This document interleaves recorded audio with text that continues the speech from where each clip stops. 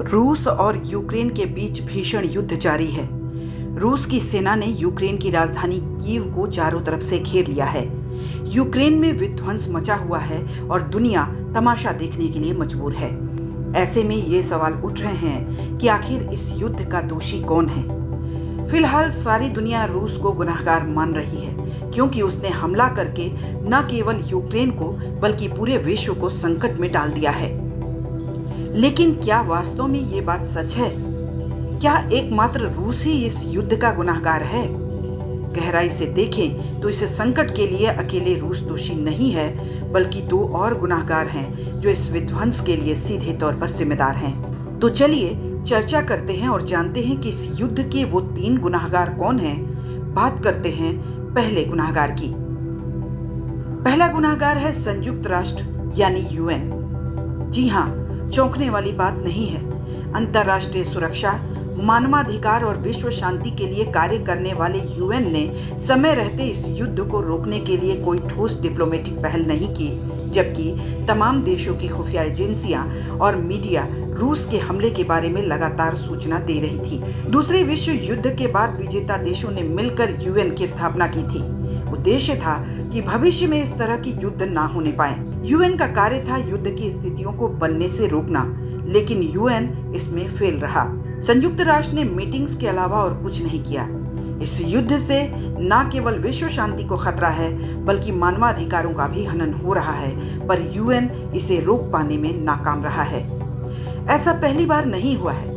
पिछले कुछ वर्षों की वैश्विक परिस्थितियों पर नजर डालें तो साफ दिखाई देता है कि यूएन लगातार अपना महत्व खोता जा रहा है। इस युद्ध का दूसरा गुनहगार है नाटो। इस बात को सुनकर आप एक बार फिर चौंक सकते हैं, लेकिन ये बात भी सच है। नाटो गुनहगार क्यों है, इसके पीछे भी एक कहानी है।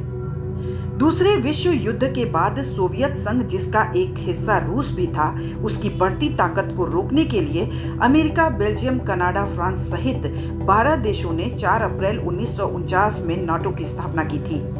तब से लेकर 1990 तक नाटो का विस्तार लगभग थमा रहा, लेकिन सोवियत संघ के विघटन के बाद नाटो ने तेजी से विस्तार करना शुरू किया और यहीं से रूस के साथ उसका विवाद भी शुरू हुआ।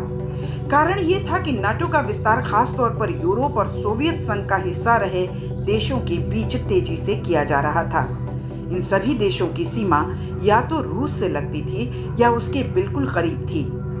सोवियत संघ के विघटन के बाद आर्थिक तौर पर रूस भले ही कमजोर हुआ था, लेकिन सैन्य शक्ति के मामले में वो अभी भी महाशक्ति था और कहीं न कहीं रूस के मन में ये महत्वाकांक्षा थी कि इस क्षेत्र में उसका दबदबा कायम रहे।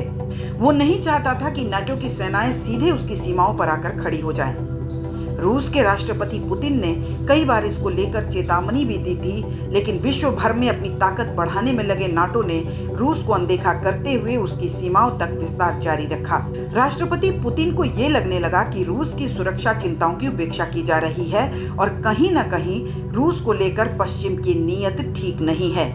यह सुरक्षा तब और बढ़ गई जब यूक्रेन को भी नाटो में शामिल करने की कवायद शुरू हो गई, क्योंकि यूक्रेन में बड़ी आबादी ऐसी है जो रशियन भाषा बोलती है और रूस के प्रति सहानुभूति रखती है। ऐसे में रूस ये नहीं चाहता था कि यूक्रेन अमेरिका और नाटो के खेमे में जाए। रूस ये बार बार कहता रहा कि नाटो ने वर्सा पैक्ट के रद्द होने के बाद रूस से ये वादा किया था कि सोवियत संघ की तरफ अपना विस्तार नहीं करेगा। फरवरी 2007 में म्यूनिख सिक्योरिटी कॉन्फ्रेंस को संबोधित करते हुए रूस के राष्ट्रपति पुतिन ने पूछा कि नाटो किसके खिलाफ एक्सपेंशन कर रहा है। क्या हुआ उन वादों का जो हमारे पश्चिमी साथियों ने किए थे? वार्सा पैक्ट के रद्द होने के बाद मैं नाटो के जनरल सेक्रेटरी मिस्टर वार्नर की 17 मई 1990 में ब्रसेल्स में दिए गए भाषण को कोट करना चाहूंगा, जिसमें उन्होंने कहा था कि हम लोग नाटो में जर्मनी के बाहर आर्मी नहीं तैनात कर रहे। ये फैक्ट सोवियत संघ को हमारी सिक्योरिटी की गारंटी है। हालांकि नाटो की तरफ से ये बार बार कहा जाता रहा है कि रूस को इस तरह की कोई गारंटी नहीं दी गई थी। वर्ष 2002 में रोम में आयोजित नाटो रसिया समिट में नाटो रसिया काउंसिल गठित की गई, जिसमें यह तय हुआ कि डिसएग्रीमेंट को आपस में बातचीत करके सुलझाया जाएगा। इसके तहत एक दूसरे को दुश्मन नहीं मानना था, लेकिन इस काउंसिल के गठन के 2 साल बाद ही 2004 में रूस की चिंताओं को दरकिनार करते हुए नाटो के इतिहास में सबसे बड़ा एक्सपेंशन हुआ, जिसमें 7 देश शामिल थे। उन देशों में एस्टोनिया, लात्विया और लिथुआनिया, ये 3 देश ऐसे थे जो पहले सोवियत संघ का हिस्सा थे और इनकी सीमा मॉस्को से मात्र 600 किलोमीटर दूर थी। इस एक्सपेंशन से रूस बेहद चिढ़ गया। दूसरे देश की चिंताओं को दरकिनार कर अत्यधिक विस्तार करने की नाटो की इस महत्वाकांक्षा ने पहले एक लंबे विवाद को जन्म दिया, जो आखिरकार युद्ध में परिवर्तित हो गया। इसमें कोई दो राय नहीं है कि नाटो के जरिए रूस को चारों ओर से घेरने की अमेरिका की रणनीति ने आग में घी डालने का काम किया। यूक्रेन की रूस के साथ 2200 किलोमीटर से ज्यादा लंबी सीमा है। रूस का मानना है कि अगर यूक्रेन नाटो से जुड़ता है तो नाटो सेनाएं यूक्रेन के बहाने रूसी सीमा तक पहुंच जाएंगी। इस युद्ध के लिए यदि नाटो दोषी है तो क्या ये कहा जाए कि रूस ने जो किया वो सही किया? जी नहीं, इस युद्ध का तीसरा और प्रमुख गुनाहगार रूस भी है।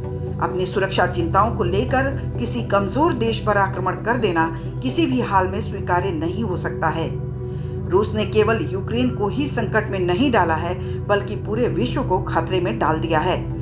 वर्ष 2007 में नाटो के दोहरे चरित्र पर ब्लेम करते हुए पुतिन ने कहा कि रूस को उत्तेजित करने के लिए ऐसा किया जा रहा है और इससे ट्रस्ट कम होता है।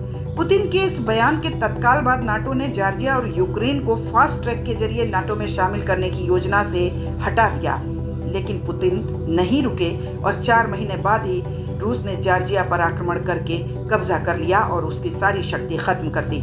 इतना ही नहीं, यूक्रेन के नाटो में शामिल करने के प्रयास को धक्का पहुंचाने के लिए 2014 में उसने यूक्रेन के एक हिस्से क्रीमिया पर भी कब्जा कर लिया। रूस की चिंता जायज हो सकती है, लेकिन हर देश को ये हक है कि वो अपनी सुरक्षा के लिए जिसके साथ चाहे उसके साथ पैक्ट कर सकता है।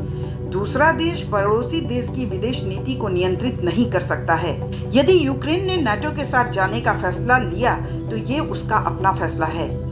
रूस को इससे आपत्ति थी तो वो कूटनीतिक तरीके से इसका हल निकालने का प्रयास कर सकता था, लेकिन उसने युद्ध का रास्ता चुना, इसीलिए उसके गुनाह को कम नहीं माना जा सकता। यूक्रेन के कई हिस्सों पर रूस समर्थित अलगाववादियों ने कब्जा कर लिया है, तो क्या यूक्रेन ने रूस पर हमला कर दिया? कहा जाता है कि समृद्ध को नहीं दोष गुसाई।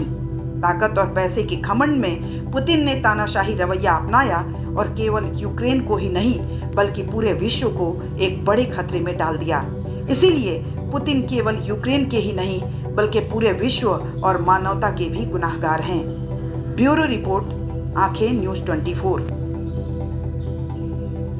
अगर अब तक आपने हमारा चैनल सब्सक्राइब नहीं किया है तो जल्द से जल्द उसे सब्सक्राइब कर ले और तमाम खबरों के लिए देखते रहें आंखें न्यूज़ 24, नज़र हर खबर पर। क्या आप पत्रकारिता के क्षेत्र में अपना कैरियर बनाना चाहते हैं? तो आज ही Royal Ashoka Institute of Mass Communication and Journalism में अपनी जगह सुनिश्चित करें। आर्यभट्ट ज्ञान विश्वविद्यालय पटना से मान्यता प्राप्त 100% प्लेसमेंट के साथ royal Ashoka Institute of Mass Communication and journalism नामांकन जारी है।